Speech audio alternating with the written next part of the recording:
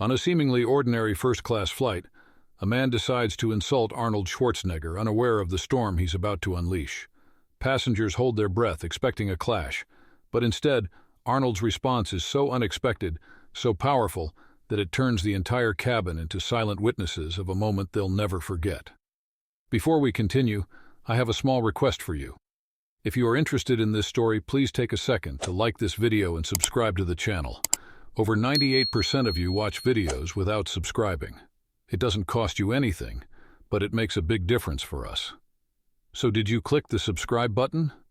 Great, thank you very much. Now let's go back to the video. Arnold Schwarzenegger eased into his first-class seat on a late-night flight from Los Angeles to New York. The cabin was buzzing with the quiet chatter of other passengers settling in, but Arnold barely noticed. He had just wrapped up a whirlwind week of meetings and public appearances. For the next 6 hours, all he wanted was peace and maybe a chance to catch up on the latest novel he'd tucked into his carry-on. But peace wasn't on the menu. As Arnold placed his noise-canceling headphones around his neck and opened his book, the man seated beside him, a middle-aged businessman with an air of arrogance, did a double-take. His eyes narrowed, then widened, and a sly grin spread across his face. "Wait a second," the man said, his voice loud enough to turn heads in the cabin. "You're Arnold Schwarzenegger, aren't you?" Arnold nodded politely but didn't engage further. He'd encountered this type of interaction countless times before. A fan wanting to reminisce about his movies, or occasionally, someone with an opinion about his political career. He hoped this would be the former. But the man leaned closer, his tone shifting from awe to something more pointed. "You think being a big-shot movie star means you're better than the rest of us, huh?" Arnold glanced at him, unfazed, and went back to his book. Ignoring comments like this was second nature by now. The man wasn't deterred. He chuckled to himself, then raised his voice a notch louder. "You were a decent action star, I'll give you that. But as a politician, let's be real. You were a joke. California was already going downhill and you didn't exactly stop it, did you?" A few nearby passengers glanced over, their eyes darting nervously between the man and Arnold. The cabin crew, still preparing for takeoff, hadn't noticed the brewing tension. Arnold took a deep breath, willing himself to stay calm. He knew the man was baiting him, hoping for a reaction. Years of discipline, both in the gym and in life, had taught him when to engage and when to let things go. But the man wasn't finished. "What's the matter, cat? Got your tongue? Or do you only know how to respond when there's a script in front of you?" He laughed at his own joke, leaning back smugly as though he'd won some unspoken battle. Arnold slowly closed his book and turned to face the man fully. His expression was calm but firm, the kind of look that could silence a room. "Let me tell you something," Arnold said, his voice low but commanding. "You can say whatever you want about my career, my politics, or my movies. But what I've learned in life is that the loudest person in the room usually has the least to say." The man's grin faltered, but Arnold wasn't done. "You think it's easy to sit here and listen to someone tear you down? Trust me, I've heard it all before. But do you know what separates successful people from the rest? It's not just talent or luck. It's the ability to rise above the noise. People like you, who think they can bring others down to feel better about themselves." The cabin was silent now, every nearby passenger hanging on Arnold's words. "You want to talk about California?" Arnold continued. "Let's talk. I didn't do everything perfectly, but I stepped up and tried to make a difference. What have you done to make the world better? Besides complaining, I mean." The man opened his mouth to respond, but no words came out. He shifted uncomfortably in his seat, suddenly aware of the weight of every pair of eyes on him. Arnold leaned back, picking up his book again.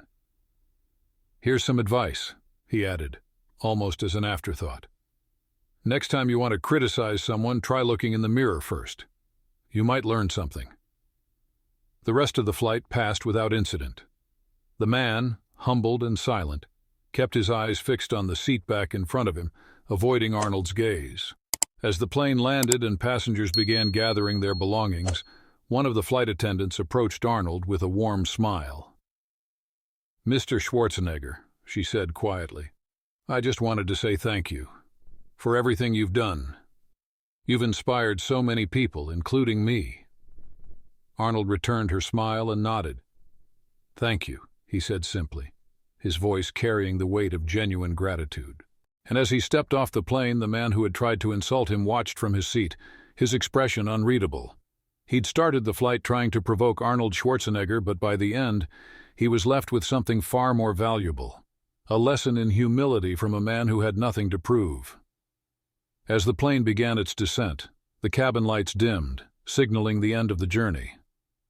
Arnold remained seated, quietly flipping the last few pages of his book. The man beside him, who had been boisterous and arrogant earlier, now sat in uncharacteristic silence. His earlier outburst seemed to weigh on him, and he avoided meeting Arnold's gaze. The captain's voice came over the intercom, announcing the final approach to New York. Passengers around them started gathering their belongings, chatting excitedly about their plans once they landed. But there was a tension in the air around Arnold and the man, as though the confrontation earlier had left a ripple that others couldn't quite ignore. Just as the plane touched down and rolled to a halt at the gate, the man finally spoke. His voice was quieter now, almost hesitant. "Mr. Schwarzenegger," he began, not daring to look directly at him. I think I owe you an apology for earlier." Arnold paused, setting his book down deliberately. He turned to face the man, his expression calm but unreadable. "Apologies are good," Arnold said evenly, "but they're better when they come with understanding. What changed your mind?" The man shifted in his seat, visibly uncomfortable but earnest.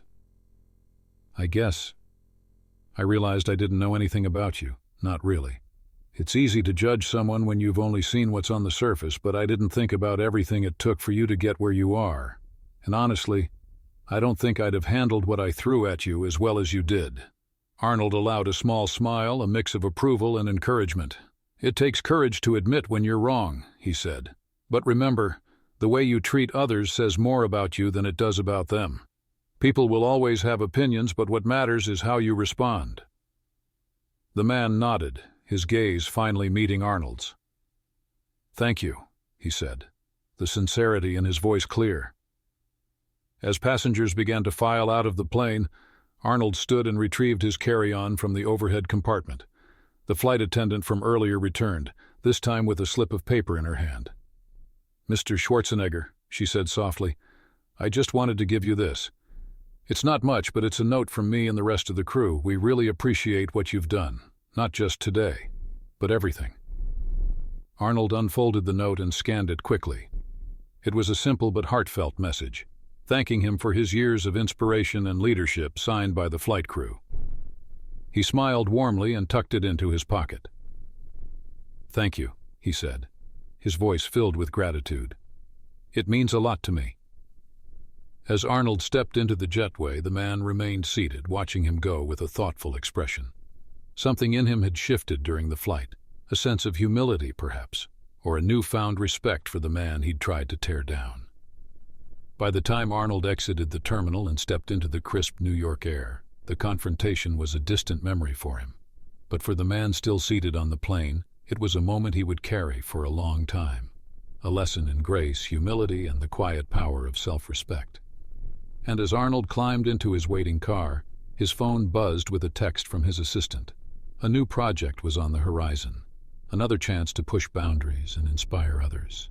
He smiled to himself, ready for whatever was next, because that's who Arnold Schwarzenegger was, a man who rose above challenges, met them with grace, and left an impact wherever he went. Thank you for watching till the end video. I hope you enjoyed the story. If you did, don't hesitate to like the video and share it with your friends too. Subscribe to our channel and turn on the notification bell for more fascinating stories.